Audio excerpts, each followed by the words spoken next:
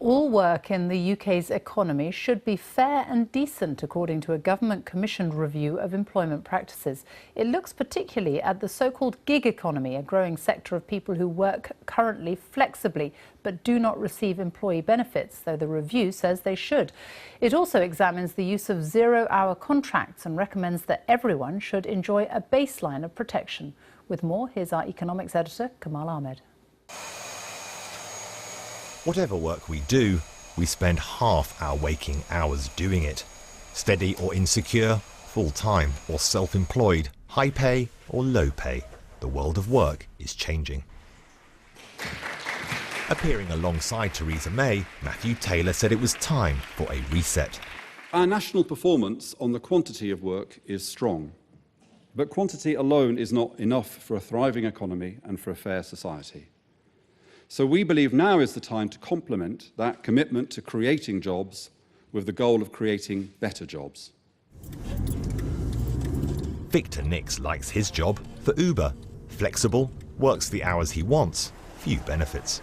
I just switch on and off whenever I want it, and in the middle of my day, if I want to just like pop in down to the seaside or watch a new Spider-Man movie, I can do that.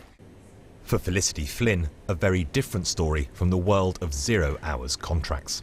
I could never budget because some weeks I get too much work and I'd get really, really tired. Some weeks I wouldn't get enough work, so I just really wasn't earning enough, and that actually caused me quite a bit of stress. There are certainly many new ways of working, and the inquiry focuses on two. The gig economy, that's those food delivery drivers, those minicab drivers. There are around 1.3 million people in that part of the economy, and people with no guaranteed hours of work on zero-hours contracts. There are about 905,000 people on those. Then there is what the report calls the hidden economy. That's those cash-in-hand payments to your window cleaner that avoid tax and official records. The report says that is worth £6.2 billion a year and should be brought to an end. Mr. Taylor says in his review that much of this new world of work is good work, but for those being exploited, some solutions. Sick and holiday pay benefits, a right to an enhanced minimum wage because the work does not guarantee hours. Then there's talk of better enforcement of the present laws and higher taxes for those gig firms, paying national insurance for the first time, which many of them avoid at the moment. The big question, will any of this ever happen, given the Conservatives lack one important thing, a majority? You can't frankly give any guarantees that you will be able to pass a report like this and the recommendations that it's had through Parliament. I would hope, as I said in my speech, that people will see across the political world will see the importance of addressing this as an issue.